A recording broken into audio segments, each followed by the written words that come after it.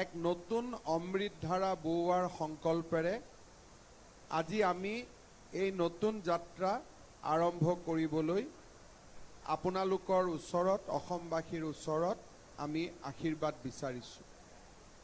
সংবাদ মাধ্যমৰ বন্ধু বান্ধৱীসকল, অহা কালি আমাৰ ৰাজ্য চৰকাৰৰ প্ৰথমখন কেবিনেটৰ বৈঠক অনুষ্ঠিত হ'ব আৰু স্বাভাৱিকতে সেই কেবিনেট বৈঠকত আমাৰ অসমৰ শেহতীয়া কোভিড পৰিস্থিতি আৰু ইয়াক মোকাবিলা কৰিবলৈ আমি যি প্ৰত্যাহ্বান গ্ৰহণ কৰিব লাগিব তাৰ বিষয়ে আমি আলাপ আলোচনা কৰিম। ভাৰতীয় জনতা পাৰ্টি আৰু আমাৰ দুইটা মিত্ৰ দলে অসমৰ জনসাধাৰণৰ সন্মুখত প্ৰতিশ্ৰুতি আৰু সপোন যাক বাস্তৱত ৰূপায়িত কৰিব পাৰি তেনেকুৱা বিভিন্ন কথা ৰাইজৰ সন্মুখলৈ আমি নিৰ্বাচনৰ সময়ত লৈ গৈছিলোঁ। 1 লাখ নিবনুৱা যুৱক যুৱতীক কৰ্মসংস্থাপন, অৰুণোদয় আঁচনিক এক নতুন মাত্ৰা প্ৰদান, মাইক্ৰ' ফাইনেন্সৰ ঋণৰ দুৰ্ব্যৱহাৰ আৰু ঋণৰ পৰা মুক্ত কৰাকে আদি কৰি কেইবাটাও প্ৰতিশ্ৰুতি আমি অসমৰ জনসাধাৰণৰ মাজত দাঙি ধৰিছিলোঁ। নিৰ্ধাৰিত সময়ৰ মাজত যাতে এই প্ৰতিশ্ৰুতিবোৰ আমি পালন কৰিব পাৰোঁ তাৰ বাবেও আমি নিশ্চিতভাৱে ব্যৱস্থা ল'ম আৰু আমি সময়ে সময়ে লৈ থকা সিদ্ধান্তসমূহ আপোনালোকক আমি অৱগত কৰিম। কোভিড পৰিৱেশ, আমাৰ নিৰ্বাচনী প্ৰতিশ্ৰুতি আৰু ইয়াৰ লগে লগে এখন বানমুক্ত অসমৰ, ফ্লাড ফ্ৰী আসাম, বানমুক্ত অসমৰ সপোনৰ কথাও আমি নিৰ্বাচনৰ সময়ত ৰাইজৰ আগত দাঙি ধৰিছিলোঁ। এই গোটেই দিশবিলাক আমি অহা কালিৰে পৰা আলোচনা কৰি নিৰ্ধাৰিত সময় সীমা সন্মুখত ৰাখি আমি আমাৰ কামত আগবাঢ়ি যাম। যোৱা 5টা বছৰত অসমৰ ৰাইজে শান্তি, প্ৰগতি আৰু বিকাশৰ এটা নতুন ধাৰা দেখিছিলে। বড়ো ভূমিত শান্তি প্ৰতিষ্ঠা হৈছিল, কাৰ্বি পাহাৰত শান্তি প্ৰতিষ্ঠা হৈছিল। মই আজিৰ এই মুহূৰ্তত আমাৰ নতুন মন্ত্ৰীসভাখনে অসমত বাকী ৰৈ যোৱা আন সশস্ত্ৰ সংগঠনসমূহকো শান্তিৰ আলোচনাৰ মাজলৈ উভতি আহিবলৈ আৰু শান্তিৰ আলোচনাৰ মাজেৰে অসমত স্থায়ী শান্তি আনিবৰ বাবেও মই তেখেতসকলক আগবাঢ়ি আহিবলৈ আহ্বান জনাম। বিশেষকৈ সংযুক্ত মুক্তি বাহিনী অসমৰ নেতা বা এই সংগঠনৰ নেতৃত্ব লোৱা পৰেশ বৰুৱা ডাঙৰীয়াকো মই অনুৰোধ কৰিম যে সশস্ত্ৰ সংগ্ৰামৰ পথ পৰিত্যাগ কৰি আমি অসমৰ জাতীয় জীৱনলৈ স্থায়ী শান্তি উভতাই অনাৰ বাবে সকলোৱে মিলি আলোচনাৰ মাজেৰে আমি সমস্যাসমূহ সমাধানৰ পথ প্ৰশস্ত কৰিব লাগিব। হত্যা, অপহৰণ এই ধৰণৰ ঘটনাই সমস্যা জটিল কৰে, সমস্যাৰ সমাধান নকৰে। মই বিশ্বাস কৰিম যে অনাগত 5টা বছৰত শান্তিৰ প্ৰচেষ্টাৰ মাজেৰে আমি সকলোকে আমাৰ জাতীয় জীৱনৰ মূল খুঁটিলৈ উভতাই আনিবৰ বাবে আমি সফল হ'ম। মই আপোনালোকক আমাৰ মন্ত্ৰীসভাৰ আটাইৰে হৈ পুনৰবাৰ আপোনালোকে নিৰ্বাচনৰ সময়ত, পৰৱৰ্তী সময়ত আপোনালোকে আমাক যি সহায় সহযোগিতা কৰিলে তাৰ বাবে ধন্যবাদ জনাইছোঁ আৰু আপোনালোকৰ জৰিয়তে পুনৰবাৰ অসমবাসী ৰাইজৰ পৰা আশীষ নিৰ্মালি বিচাৰিছোঁ। আপোনালোকে যদি কিবা জানিব বিচাৰে আমি ইয়াত আছোঁ, আপোনালোকক উত্তৰ দিয়াৰ বাবে আমি চেষ্টা কৰিম। মই আপোনালোকৰ মাজলৈ মই মঞ্চখন এৰি দিছোঁ।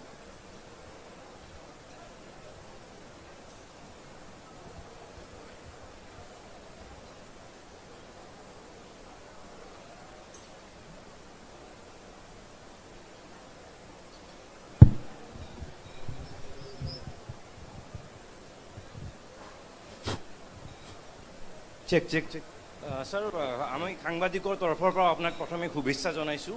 আৰু আপুনি এনেকুৱা এজন মুখ্যমন্ত্ৰী হ'ব যাৰ পৰা ৰাইজৰ প্ৰত্যাশাও খুব বেছি হ'ব, প্ৰত্যাশাটোৱে ক'ৰবাত প্ৰত্যাহ্বান হ'ব।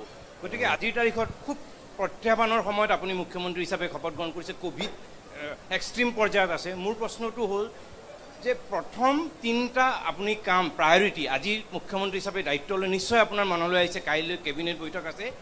মোৰ প্ৰথম প্ৰশ্ন হ'ল যে তিনিটা কাম আৰু অনাগত 5 বছৰৰ বাবে আপোনাৰ কেনেকুৱা ৰূপৰেখা, কেনেকুৱা পৰিকল্পনা? চাওক, আজিৰ দিনত মই তিনিটা কামলৈ নাযাওঁ। প্ৰথম কামটোৱে হ'ব কোভিডৰ পৰিস্থিতি নিয়ন্ত্ৰণ কৰা আৰু কোভিডৰ পৰিৱেশৰ লগতে আমাৰ নিৰ্বাচনী প্ৰতিশ্ৰুতিসমূহ পালন কৰা আমাৰ আন এক গুৰু দায়িত্ব হ'ব। আৰু মই আশা কৰোঁ যে অহাকালিৰ কেবিনেটৰ পৰাই আপোনালোকে আমাক এখন কৰ্মক্ষম আৰু চৰকাৰ গঠনৰ 24 ঘণ্টাৰ ভিতৰতে কামত নামি পৰা এখন চৰকাৰ হিচাপে দেখা পাব। প্ৰত্যাহ্বান যিমানেই নাথাকক কিয়, প্ৰত্যাহ্বানে মানুহৰ মনত কাম কৰাৰ হেঁপাহো আনি দিয়ে। মানুহেতো এভাৰেষ্টতো উঠিছে, গতিকে প্ৰত্যাহ্বানৰ মাজেদি আমি কাম কৰিম আৰু আমি সফল হ'ম। প্ৰথমতে আপোনাক শুভেচ্ছা জ্ঞাপন কৰিছোঁ আৰু আশা সকলোৰে আছে। প্ৰত্যাহ্বানৰ কথা কৈছে, নিশ্চয়কৈ কোভিড পৰিস্থিতি অতিকে জটিল।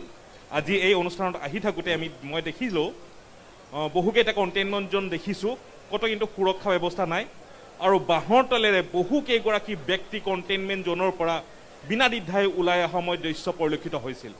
এই ক্ষেত্ৰত জিলা প্ৰশাসনে হয়তো নিশ্চিতভাৱে কোনো ব্যৱস্থা গ্ৰহণ কৰা নাই। গতিকে এই ক্ষেত্ৰত কিমান দূৰ কঠোৰ হ'ব চৰকাৰখনে বা কিমান ধৰণে ইয়াক নিয়ন্ত্ৰণ কৰিবলৈ সক্ষম হ'ব? মই এই প্ৰশ্নটোৰ উত্তৰ নিদিওঁ। অহা 3-4 দিন পিছত আপুনি মোক এই প্ৰশ্নটো আকৌ কৰিব। ছাৰ, প্ৰথমেই আপোনাৰ লগতে সমগ্ৰ মন্ত্ৰীসভালৈ শুভেচ্ছা জ্ঞাপন কৰিছোঁ। এতিয়া জটিল সময় ইতিমধ্যে আপুনি কৈছেই বা আমি সকলোৱে জানো, এই জটিল পৰিস্থিতিৰ পৰা সকলো সমাধান লাগিব বা সকলো আগুৱাই যাব লাগিব। কিন্তু কথাটো হ'ল বিভিন্ন ধৰণৰ প্ৰতিশ্ৰুতি আপোনালোকৰ চৰকাৰখনে দিছিল বা আপুনিও দিছিল, ইতিমধ্যে কৈছে সেইখিনি পূৰণ কৰিবৰ কাৰণে আপোনালোকে ব্যৱস্থা গ্ৰহণ কৰিব। কিন্তু তাৰ মাজতো দুটামান কথা আছে যে জনজাতিকৰণৰ পৰা আৰম্ভ কৰি NRCৰ প্ৰসংগ, এই গোটেই বিষয়সমূহ কিন্তু আপোনালোকলৈ ৰাইজে বাট চাই আছে, বিশেষকৈ NRCৰ ক্ষেত্ৰত। সেইটো সন্দৰ্ভত আৰু জনজাতিকৰণৰ সন্দৰ্ভত কেনেধৰণে গোটেই বিষয়খিনি ল'ব? NRCৰ সম্পৰ্কত আমাৰ স্থিতি একেবাৰে স্পষ্ট যে আমি সীমান্ত অঞ্চলত NRCৰ 20% এটা নতুনকৈ পৰীক্ষা কৰাৰ পোষকতা কৰোঁ আৰু সীমান্ত জিলাসমূহক বাদ দি আন জিলাসমূহত আমি 10% নতুনকৈ পৰীক্ষা হোৱাটো বিচাৰোঁ। আৰু এই পৰীক্ষাৰ পিছতো যদি NRCৰ পুৰণা নথিখনে শুদ্ধ বুলি প্ৰমাণ হয়, তাক ৰাজ্য চৰকাৰে NRCখন মানি লৈ তাৰ পৰৱৰ্তী ব্যৱস্থাৰে আগবাঢ়িব। কিন্তু যদি এই পুনৰীক্ষণৰ সময়ত ব্যাপক খেলিমেলি দেখা পোৱা যায়, তেতিয়াহ'লে আমি বিচাৰিম যাতে মহামান্য আদালতে ইয়াৰ ওপৰত এক নতুন দৃষ্টি তেখেতসকলেও যেন নিক্ষেপ কৰে। এই বিষয়টো দায়িত্ব লোৱাৰ পিছতে বৰ্তমানৰ কি পৰিৱেশত আছে কি নাই এই বিষয়ে চাই আপোনালোকৰ লগত সময়ে সময়ে আমি শ্বেয়াৰ কৰি থাকিম। জনজাতীয়কৰণৰ বিষয়টো বৰ্তমানৰ জনজাতীয় লোকসকলৰ অধিকাৰক আৰু আৱেগক খৰ্ব নকৰাকৈ আলাপ আলোচনাৰ পৰিৱেশৰ মাজেৰে আমি জনজাতীয়কৰণৰ সমস্যাও সমাধান কৰিম। যোৱা চৰকাৰৰ সময়ত কেইবাটাও সমাধান সূত্ৰ ইতিমধ্যে আমি আলোচনা কৰিছিলোঁ আৰু মই নিশ্চিত যে তাৰ কোনোবা এটা সমাধান সূত্ৰক সন্মুখত ৰাখি আমি আগবাঢ়ি যাব পাৰিম। Mr. Chief Minister, Mr. Chief Minister, congratulations to you and your entire. You are not audible. Mr. Chief Minister, congratulations to you and your entire Council of Ministers. Would you give us the details in terms of what is your plan in the first cabinet? You have already flagged about the COVID issue. For the larger national audience, if you can speak in English. COVID situation in Assam is alarming. We have seen that our daily cases has crossed almost 5,000. So obviously tomorrow when we meet for the first time in the cabinet, we will discuss COVID situation. We will discuss it in the situation in complete in from all perspective, and we will take all the measures whatever is required to contain COVID outbreak, because Assam, we know that until and unless Assam COVID situation is controlled, the situation in Northeast will never come under control. We have our responsibility towards our citizen, and we have also responsibility towards entire Northeast. So Assam government will do its best, and tomorrow after the cabinet, I will elaborate our line of action. মুখ্যমন্ত্ৰী ডাঙৰীয়া শুভেচ্ছা জনাইছোঁ আপোনাক। এটা কথা খুব চৰ্চালৈ আহিছিলে যে ৰাজকোষত পুঁজি নাই, এনেধৰণৰ বিষয়বিলাক খুব চৰ্চালৈ আহিছিলে আৰু ধাৰণাও কৰা হৈছিলে, বহুতে আশাও কৰিছিলে আপুনি দায়িত্ব ল'লে, আপুনি মুখ্যমন্ত্ৰী হ'লে এনেধৰণৰ বিষয়বিলাক চিন্তা কৰিব নালাগে। গতিকে এই বিষয়টো কেনেধৰণে মোকাবিলা কৰিব আপুনি এই বিষয়টো সন্দৰ্ভত? ৰাজকোষত তাৰ কিমান পুঁজি আছে কি নাই ইমান মই ফাইনেন্সিয়েল ইছ্যুলৈকে যাব খোজা নাই, বাট আজিৰ ডেটত we have 7,000 crores in our treasury, which is fine. আৰু আমি ভাবোঁ যে আমাৰ যিখিনি উন্নয়ন আৰু বিকাশৰ কাম সেইখিনি সমাধান কৰিবলৈ বা সেইখিনিত আগবাঢ়ি যাবলৈ আমি খুব সুন্দৰভাৱে কাম কৰিব পাৰিম। আৰু মানুহে কোৱাৰ পৰিৱৰ্তে the financial situation in Assam, মই মানুহ বুলি কওঁতে যিসকল মানুহে তাক বিশ্বাস কৰি গৈছে তেওঁলোকক মই ক'ব খোজোঁ যে we have one of the best physical situation in their country. So Assam is doing best, and Assam will continue to do the best, and there is absolutely no cause of concern on Assam finance. মুখ্যমন্ত্ৰী ডাঙৰীয়া আপোনাক শুভেচ্ছা জ্ঞাপন কৰিছোঁ। প্ৰথমে আপোনাক সুধিব বিচাৰিছোঁ, যিহেতু খিলঞ্জীয়াৰ ভিত্তিবৰ্ষৰ প্ৰসংগ এটা আছে যে 1951 চন 1971 চন, সেই বিষয়টোৰ সংক্ৰান্তত আপোনালোকৰ কেবিনেটৰ বা আপোনালোকৰ চৰকাৰৰ কেনেধৰণে আগবাঢ়িব অসম চুক্তি আৰু খিলঞ্জীয়াৰ ভিত্তিবৰ্ষ এই বিষয়টিক লৈ? চাওক, প্ৰথম কোভিডৰ পৰিৱেশৰ পৰা নিৰাময় হওক, কিছু কথা ৰাইজৰ লগত আলাপ আলোচনা কৰিব লাগিব, আৰু আমি ৰাইজৰ লগত আলাপ আলোচনা কৰি অসমৰ যি অস্তিত্বৰ প্ৰশ্ন তাক আমি সমাধান কৰাৰ বাবে চেষ্টা কৰিম। আৰু অবভিয়াছলি এই 5টা বছৰত অসমৰ যাতে সকলো অমীমাংসিত প্ৰশ্ন আমি মীমাংসাৰ ফালে লৈ যাব পাৰোঁ তাৰ বাবে আমি চেষ্টা কৰিম। মুখ্যমন্ত্ৰী ডাঙৰীয়া, প্ৰথমে আপোনাক অভিনন্দন জ্ঞাপন কৰিছোঁ। মই এটা বিষয় উত্থাপন কৰিব বিচাৰিছোঁ, যিহেতু সংবাদ মাধ্যমত এইকেইদিন চৰ্চাও হৈ আছে আৰু শেহতীয়াভাৱে বিগত 15 দিনত প্ৰায় 10টাকৈ নাৰী নিৰ্যাতনৰ ঘটনা সংঘটিত হৈছে। সেইদিনা ৰহাৰ চুমলীয়া ৰংহাংপি, গোগামুখৰ দীপশিখা শইকীয়া, এনেধৰণৰ যমুনামুখত এগৰাকী পিতৃয়ে নিজৰ মাতৃহাৰা কন্যাক ধৰ্ষণ কৰি 6 মাহ অন্তঃহত্যা কৰিছে। সেয়েহে নতুন চৰকাৰখনে যাতে ন্যায় ক্ষেত্ৰত মহিলা সবলীকৰণৰ কথা যিহেতু আছে, সেয়েহে শেহতীয়াভাৱে এনেকুৱা এখন আইন বা আপোনালোকৰ এই সমস্যাসমূহ যিহেতু আৰক্ষী প্ৰশাসনো আছে, কঠোৰতকৈ কঠোৰ এটা ব্যৱস্থা গ্ৰহণ কৰি যাতে দোষী শাস্তি পায় তাৰ বাবে কেনেধৰণৰ ব্যৱস্থা গ্ৰহণ কৰিব? আমাৰ আপুনি যিখিনি সমস্যাৰ কথা ক'লে সেইখিনি আমাৰ সকলোৰে সমস্যা। আমাৰ আই মাতৃসকল, ভাই ভণ্টি, বাইদেউ সকলোৱে এই অসমখনত সুৰক্ষিত অনুভৱ কৰিব লাগিব। এই ধৰণৰ প্ৰতিটো ঘটনাৰ লগত জড়িত অপৰাধীক শাস্তি প্ৰদান কৰা আমাৰ চৰকাৰৰ প্ৰাথমিক কৰ্তব্য হ'ব। আৰু মই আপোনালোকক নিশ্চিতভাৱে মই প্ৰতিশ্ৰুতি দিম যে আপোনালোকে এই গোটেইকেইটা ঘটনাৰ তদন্ত আৰু দোষীক শাস্তি দিয়া আপোনালোকে দেখা পাব। মুখ্যমন্ত্ৰী ডাঙৰীয়া, আপুনি যিহেতু আৰম্ভণিতে কৈছে যে শান্তিৰ স্বাৰ্থত পৰেশ বৰুৱা ডাঙৰীয়া আলোচনাৰ মেজলৈ আহিব লাগে, কিন্তু সেইটো বাস্তৱত আচলতে সেই কথা হ'বৰ কাৰণে যিটো আপোনালোকৰ চৰকাৰখনে পৰেশ বৰুৱাৰ সৈতে যিটো পোনপটীয়া যোগাযোগ বা তেওঁক মেজলৈ আনিবৰ কাৰণে যি ধৰণৰ পদক্ষেপ ল'ব লাগে, কিবা চিন্তা আপুনি কৰিছে নেকি এই মুহূৰ্তত? কাৰণ আপুনি আহ্বান জনাইছে, কিন্তু সেইটো যাতে বাস্তৱত এটা এখন ৰূপ পায়, সেইটো কাৰণে আপুনি কিবা চিন্তা কৰিছে নেকি? চাওক, মেজলৈ আমিও আনিব লাগিব, তেওঁ আহিব লাগিব। দায়িত্ব দুইটা পক্ষৰে আছে। এনেকুৱা নহয় যে অকল আমি আনিব লাগিব, তেওঁ আহিব নালাগিব। তেওঁ আহিব লাগিব, আমিও আনিব লাগিব। গতিকে দুইটা পক্ষৰ মাজত কথা বতৰা হ'ব লাগিব। আৰু ডেফিনেটলি যদি আমাৰ মন আছে, তেখেতৰো যদি মন আছে, তেতিয়াহ'লে যোগাযোগ কৰাটো বহুত টান কাম নহয়। মুখ্যমন্ত্ৰী ডাঙৰীয়া, প্ৰথমতে শুভেচ্ছা জ্ঞাপন কৰিছোঁ আপোনাক। আপুনি কৈছে আপোনাক সকলোৱে জানে যে এজন ভিজনাৰী লিডাৰ বুলি আপোনাক সকলোৱে মানি ল'ব এতিয়া বাধ্য হৈছে বা মানি আহিছে।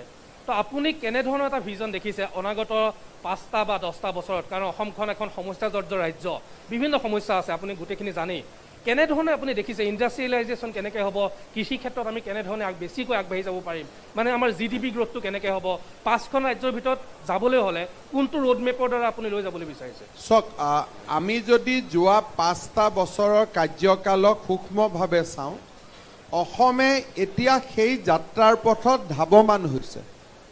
GDP গ্ৰথত চাওক, এডুকেশ্যনত চাওক, লিটাৰেচি ৰেটত চাওক, এক্সেছ টু এডুকেশ্যন চাওক, ৰোড নেটৱৰ্ক চাওক, এতিয়া আমি তীব্ৰ গতিত লক্ষ্যৰ প্ৰতি ধাৱমান হৈছোঁ। আৰু মই ভাবোঁ যে আমাৰ চৰকাৰৰ প্ৰথমখন বাজেটত আমি তেনেকুৱা দিশ আমি দেখা পাম। আৰু 5টা বছৰত আমি বিগত 5টা বছৰত যি ফাউণ্ডেশ্যন নিৰ্মাণ কৰিছিলোঁ, তাৰ পৰা আমি আগুৱাই গৈ আমি আমাৰ লক্ষ্যৰ ফালে ধাৱমান হ'ম, মই তাক বিশ্বাস কৰোঁ। ডিটেইল কি ৰাস্তা দি কি ধৰণে কৰিম, এই গোটেইবিলাক আমি আমাৰ প্ৰথম বাজেটখনত আমি নিশ্চয় ৰাইজৰ সন্মুখত দাঙি ধৰিম। মই প্ৰথমে আপোনাক ধন্যবাদ জনাইছোঁ, যিহেতু আপুনি যেতিয়া স্বাস্থ্যমন্ত্ৰী হৈ আহিছিল, সেই সময়ছোৱাত কিন্তু আপুনি যেনেদৰে কৰোণা ভাইৰাছৰ লগত আক্ৰান্ত হোৱা ৰোগীসকলক দিনে নিশা একাকাৰ কৰি মাৰ বান্ধি থিয় হৈছিল। আপোনালোকৰ চৰকাৰখনে যিগৰাকী স্বাস্থ্যমন্ত্ৰী হিচাপে নিৰ্বাচিত কৰিব, তেওঁ সেই দায়িত্ব পালন কৰিব পাৰিবনে? আমি অসমবাসীৰ হৈ মই এই প্ৰশ্নটো উত্থাপন কৰিছোঁ আপোনাক। মুখ্যমন্ত্ৰীয়েও কৰিব, স্বাস্থ্যমন্ত্ৰীয়েও কৰিব, আৰু আমি 14জনে একেলগে কৰিম, আমাৰ বিধায়কসকলেও কৰিব। আৰু আপোনালোকে এখন ইংৰাজীত যাক কয় প্ৰ'এক্টিভ গভৰ্ণমেণ্ট, আপোনালোকে এখন প্ৰ'এক্টিভ চৰকাৰক দেখা পাব। ৰাতি 12টা বজাতো চৰকাৰখনক পাব, ৰাতিপুৱা 5টা বজাতো পাব, দুপৰীয়া 2টা বজাতো পাব। So, firstly, congratulations to you. During the election campaign, the BJP has previously mentioned that about the love jihad and the land jihad, etc. issues. So, your government will bring appropriate laws to tackle these love jihad or the land jihad issues in the state? Every promises which we have made during the election is not for just to make promises. These are promises for implementation. These are promises which are solemn for us. So we will do everything possible to implement those promises into reality. Thank you. Hello, sir. So last question, sir. Yes. If you don't mind, sir. Congratulations to you, sir, on becoming Chief Minister. Sir, I have a question, sir. So what do we do in situations where, sir, even in Assam, if the COVID situation is controlled, but sir, in other states the COVID situation is, sir, is very grim, sir, or sir, very sir, rising, sir. So what do we do in these situations, sir? Let us develop a proper plan, and we have a plan. Tomorrow we'll discuss in cabinet and we'll let you know by evening. Thank you so much. Thank you, sir.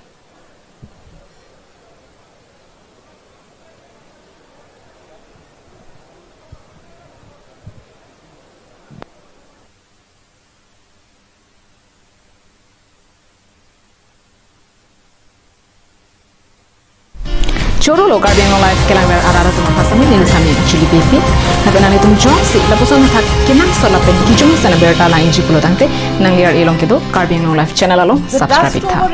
Chorolo Kelampo. Chorolo Garbing Life Kelamber Arada to Masami Nilisami Chili Baby,